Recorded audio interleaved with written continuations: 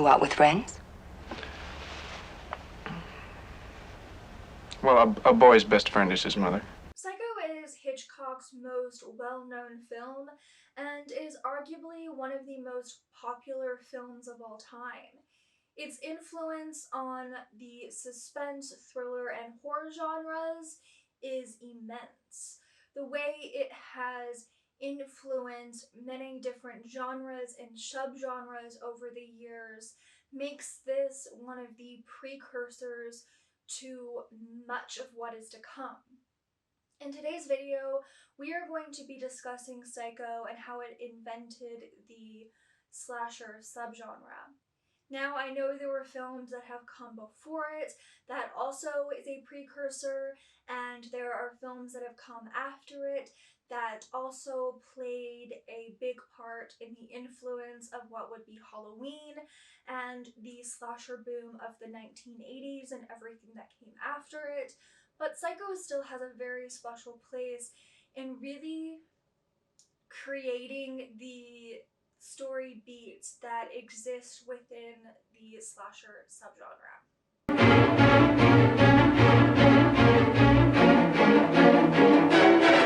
Hello, my name is Ainsley, and I would like to welcome you to the Quiet Riot. If you are new here, this is where we talk about film, television, media, with an emphasis on old movies, mysteries, and nostalgic favorites. I'm Ainsley, and in today's video we are discussing Psycho, and if you haven't seen Psycho yet, I highly recommend you check it out. I know most of people have probably seen it at least once in their lifetime, whether it was on television or somebody showed it to them in their house. I was lucky enough to actually see this in the theaters once, and I want to talk more about that later in the film, but there is this incredible feeling getting a chance to see a Hitchcock film in the theater and see how modern audiences react to it. A lot of people who go and see these movies have definitely seen them before, but there's something special about seeing an old movie you never thought you would see on the big screen on the big screen. I saw Psycho for the first time in my home. It was on television, and I remember falling head over heels in love with this movie and with Hitchcock's films in general. After that, I ended up seeing The Birds, which actually scared the crap out of me, and I have gone on to watch many and more of his films over the years, including the stuff that he made before he came to the US. Well, Psycho isn't my personal favorite film of Alfred Hitchcock's. It is one of the most important on his very long filmography.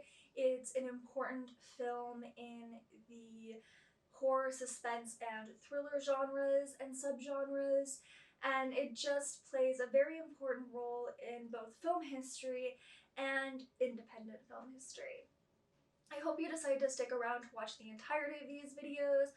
I will have some timestamps in the description box below, as well as my social medias and everything else you might want to get to know me, as well as some other videos that I have done on Hitchcock. If you have anything you would like to see on this channel, please feel free to let me know in the comments below, and let's talk about Psycho. From lines uttered to character names, Psycho is heard in the scripts of many horror movies. Halloween's Dr. Loomis and Scream's Billy Loomis are both named after a character in Psycho. Since the film's release, Psycho has garnered a following of devoted fans that pay homage to the independent masterpiece. A seemingly simple film struck fear in the minds of moviegoers by having a killing scene in the shower. Little did they know that Psycho was only the beginning. This is how Psycho invented the slasher genre.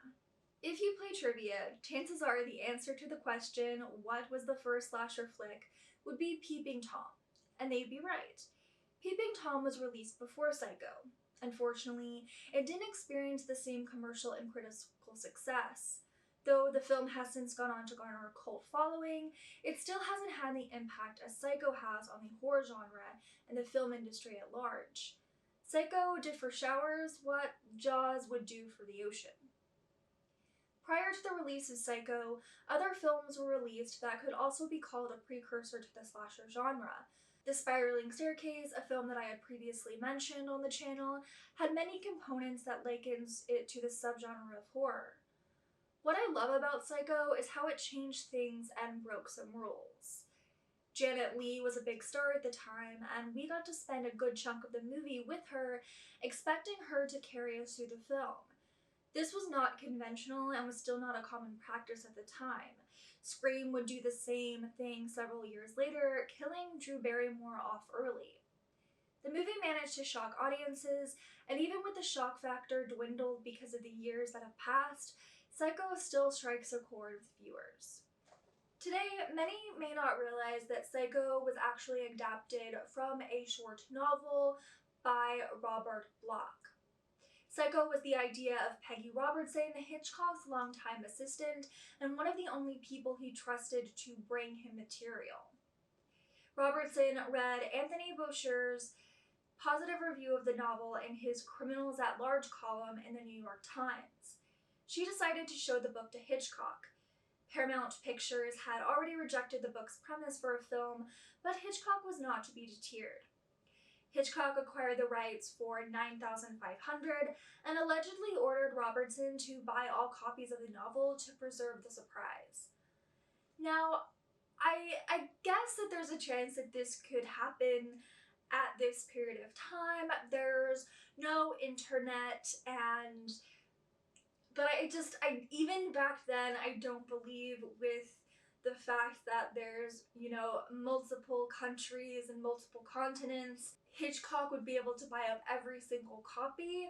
But I also don't know if by the time that Hitchcock and his team were considering making this movie and they were in the scriptwriting process, how many books were actually out there. Paramount executives turned down Hitchcock's proposal and refused to provide the usual budget. In response to this, Hitchcock offered to make the film quickly and cheaply in black and white. He used Alfred Hitchcock Presents Crew. Paramount rejected this proposal. Hitchcock countered that he would finance the project and film at the Universal International using his Shanley Productions crew if Paramount would distribute.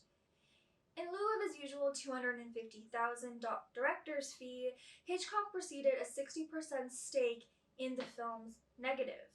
This combined offer was accepted, and Hitchcock went ahead in spite of the naysaying from producer Herbert Coleman and Shanley Productions executive Joan Harrison. James P. Kavanaugh, a writer on Alfred Hitchcock Presents, wrote the first draft of Psycho. Feeling that it dragged and felt more like an episode on the Alfred Hitchcock show, he met with Joseph Stefano, who had worked on only one film prior to Psycho. Stefano was hired after this meeting.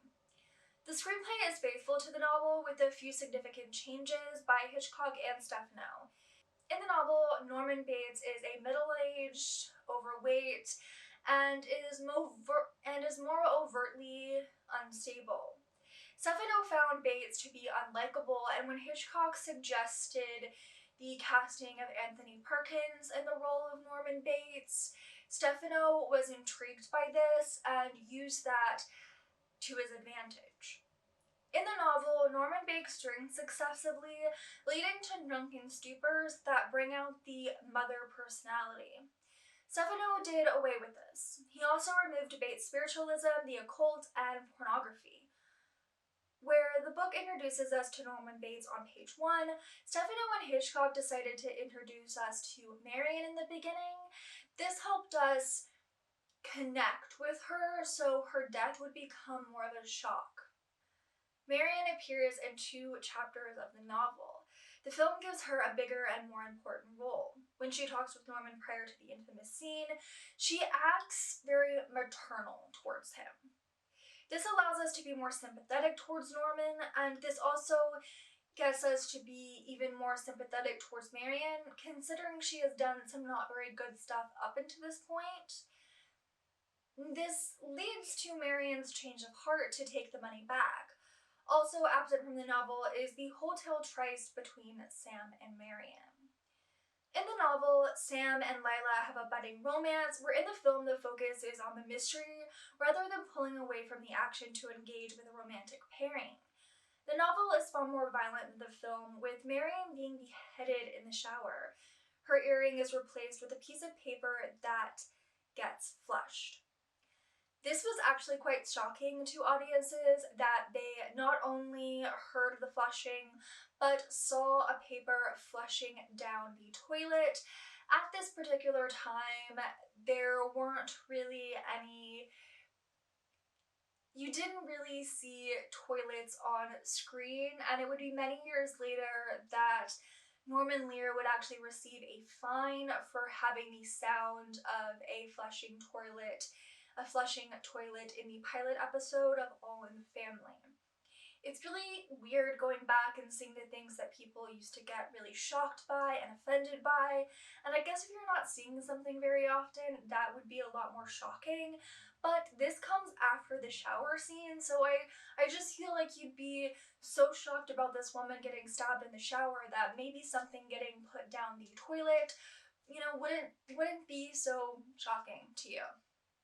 I also feel like in the film, there was a lot of chemistry between the characters of Sam and Lila, and you could definitely see an attraction there, but I do like that they stepped away from the romance to focus on the mystery, and that we, the audience, knows a little bit more of what's going on than they do, and so that adds to the extra suspense for it with it.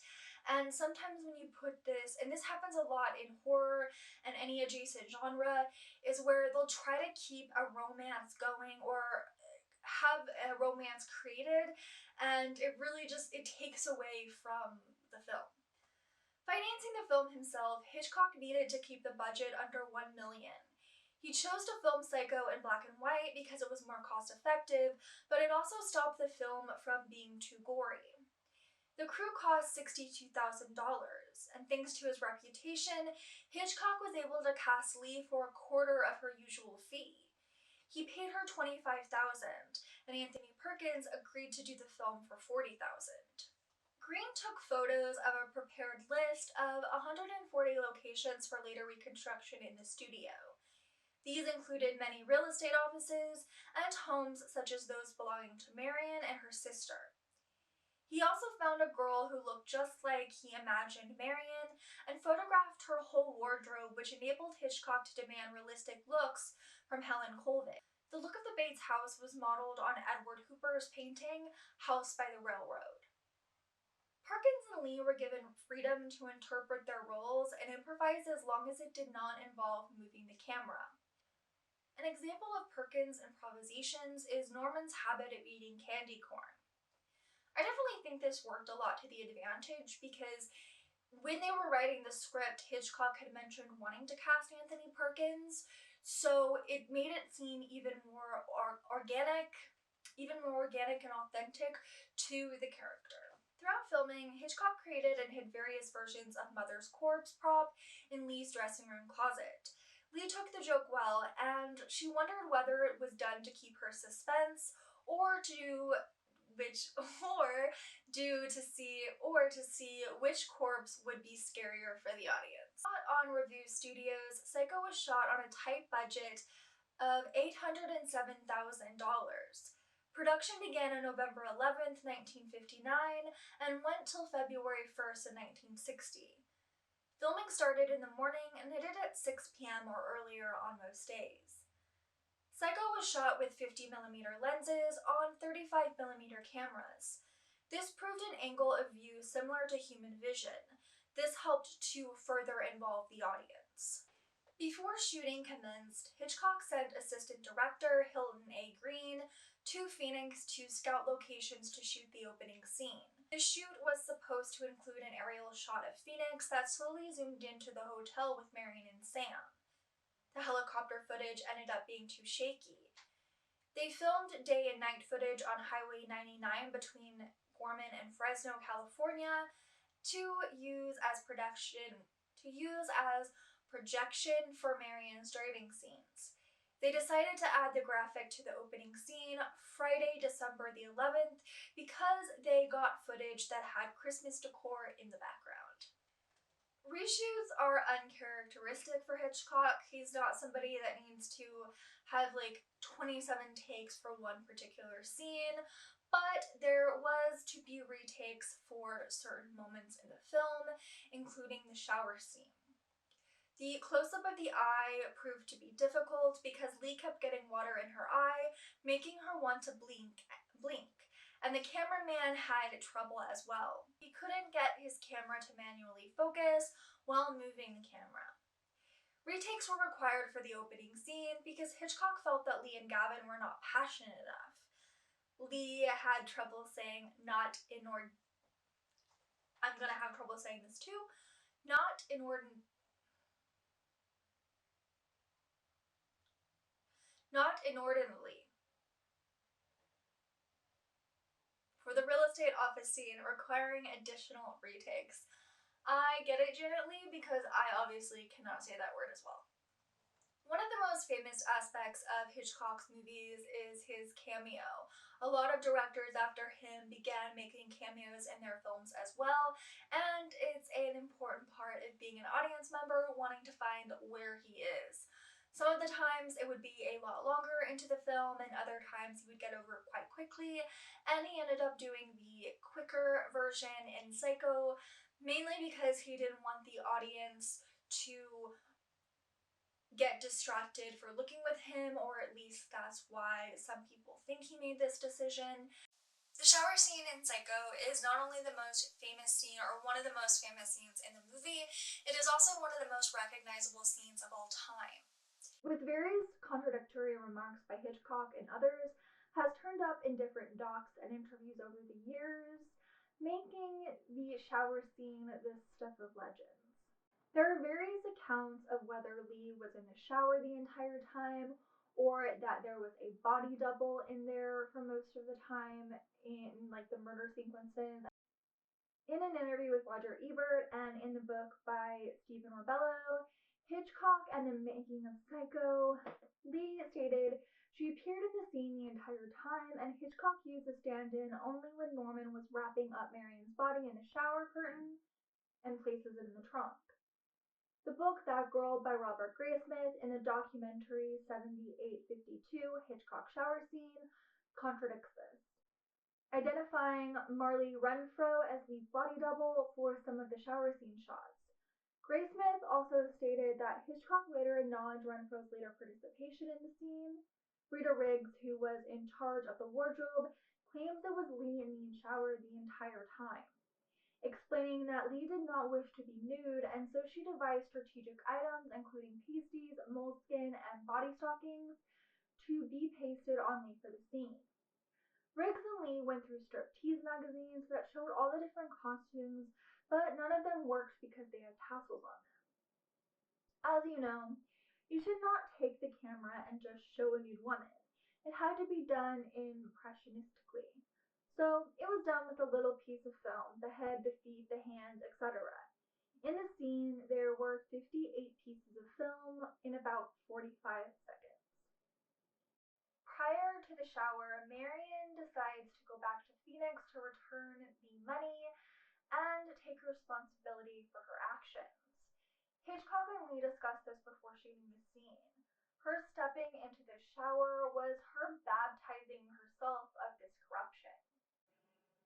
The score by Bernard Herrmann is one of the most recognizable scores of all time, and I'm a big lover of scores and soundtracks, and the score in this one, along with the score of Jaws and of Halloween, really, it gets under your skin, and it sounds very much like I picture the shower scene, and I picture the moving of the knife and the thrusting motions and it going past or into Marion's skin.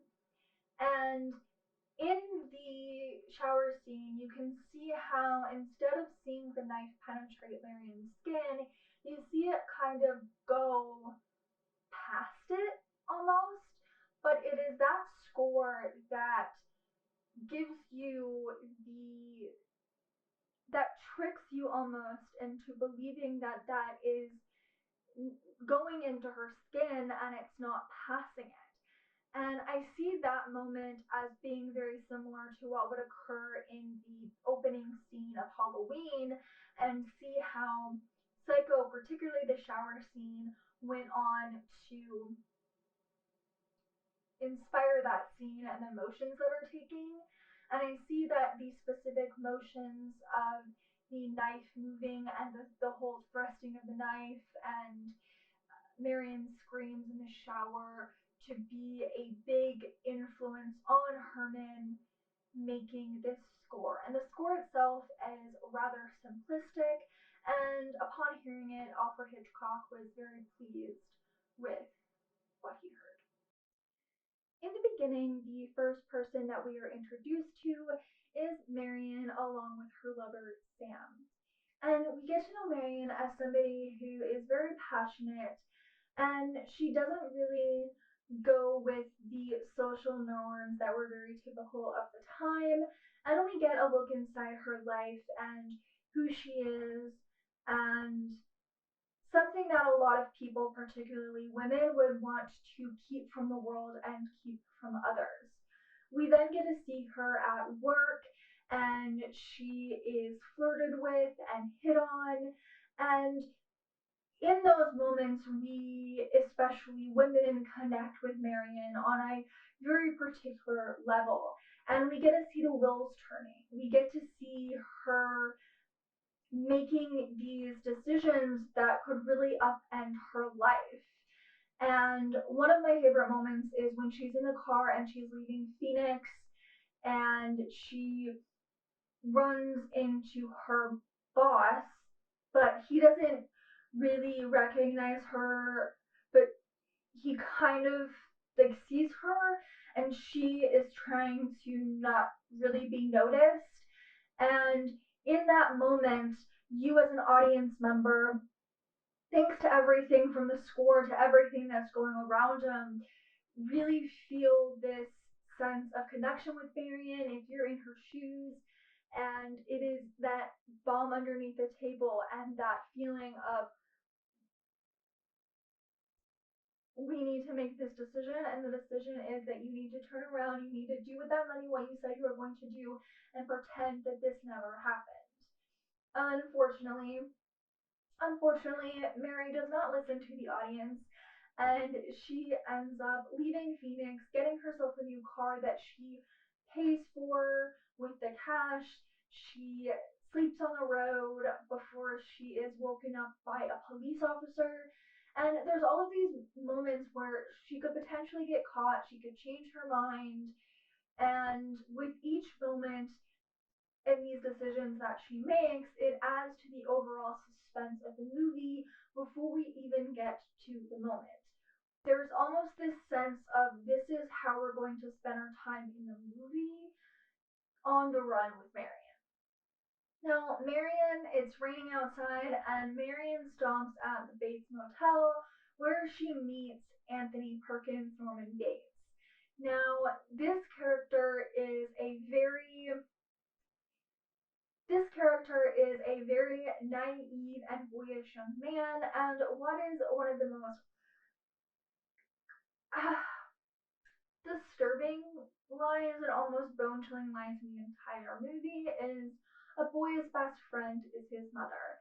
Now, I remember being in the theater for this one, and some of these people, I don't know if they had seen it before, but there's something about hearing that line in a theater with a bunch of people, and there's just these gasps and this very awkward, uncomfortable laughter, and you a part of you feels really sorry for him, but you really wonder what who is this guy? Who is Norman Bates? And I think Marion, in this moment, she takes on a very motherly role and she talks with him and she treats him very well. And so everything that's going to happen following this meeting is going to be very difficult for the audience. She makes the decision to return to Phoenix, and in doing so, She could have easily, I don't want to say prevented her death, but her death could have not happened had she just decided to leave at that time. But she gets into the shower to metaphorically baptize herself and clean herself of her sins, and she's turning over a new leaf. Unfortunately, this is when Mother comes in and kills Marion using a kitchen knife, and later Norman Bates comes back in to cover it all up. As an audience member who's born into a world when this movie was 30 years old and there was already sequels to the movie, it's really weird thinking back of a time when people didn't know what the twist was going to be and didn't really understand what was going on. But even watching this movie, knowing the twist, there's still something very eerie about Norman Bates coming into that and being shocked with what he sees, and this sense of a lack of control and a lack of control that we all have in not our particular actions. Like there's control that Marion had to make the bad choices that she had and then make the choice to turn around and make it right. And then there's a choice that Norman has to essentially protect people, and it all comes down to what happens at the end. How much control is Norman in? How much control is this other personality? And we get to essentially see closer to the end of the movie how little Norman truly has control of his life and himself, even when it is his own personality at play. Some of my favorite moments are probably the most recognizable moments. I know that the scene where the popular scene where there is the stabbing on the stairs was done so to keep the identity of Mother a secret so you don't see her head on. And something about that gives you the sense of falling yourself. So it definitely worked at their advantage, but I know that was a really hard scene to do. And that's become one of my personal favorites. Just seeing Mother come out of the stairs and even though there's so much suspense in those close-ups, here is where a wide shot really works to the advantage of the film and making things even scarier. And there's the moment where Vera Miles' character ends up finding Mother's body, and it's essentially just a skeleton, and she's screaming, and then Norman Bates comes in, and it's weird seeing him straight on and thinking of that being what Marion had saw. And I like that in that moment is our first time seeing Norman Bates in those clothes. I also like that there's this there's almost this sense of every time Norman Bates is to essentially clean up his mother's crimes, that he is very much a that he's very much a spectator in all of that, and he's also a protector of his mother, and it's not so much about protecting himself. He and we at this point, seeing this film, he is a protector of his mother. He's also a protector of the hotel and keeping everything up and running. I do see Norman Bates to be someone who's very naive and innocent. He's very boyish. I find him to be someone who appears to be quite stuck in his either teenage years or early adult years, and that what happened, we don't know how his mom dies, but we can think at this point some possibilities that it is her death that had caused this shift in his personality and his psyche. And I love the way the exposition is done is very organic, and that's honestly a great teacher for writers and how to do some good exposition is they have the doctor, and then you're going in and you're seeing Norman Bates, who is mother at this point, and the I'll Never Even Hurt a Fly. And from that beginning scene all the way to the end, there's so many iconic moments that stick with people because of their authenticity, but also because of the way everything is captured and the way everything is set up to showcase the really the tragedy and the trauma that exists at the Bates Motel and into the Bates home. I see Psycho as a inventor of sorts, as a precursor to the slasher film, because one, there is the use of the kitchen knife that would be further popularized by Michael Myers in Halloween. We also have our final girl, played by Vera Miles, and even though we don't have a massive body count here, there is this feeling of, oh, there has been more people who have come by here and have been killed. Definitely. So you don't get this big body count, but there is this knowledge that we have that there has most likely been others. And he gets rid of all the evidence. He is covering everything up. There's a little bit of a mystery there. And you can see too how within each scene and these moments how it has gone on to inspire John Carpenter and Wes Craven and writers like Kevin Williamson in how they structure their scripts and their movies. I see Psycho, along with others, as a great precursor to these slasher films in the so called roles that they create. And I think that a lot of people, whether they're fans of horror movies or not, will see slasher genres as having a very the slasher genre having a very big set of rules, when in the reality is that Psycho in itself showcases how you can't really run from something if it's going to happen. I don't know if that's the best way to put it, but you have Marion Crane who is running from something, but she's ready to go back and take responsibility for it. She's getting in the shower, she's washing everything off, and let's talk about shower scenes.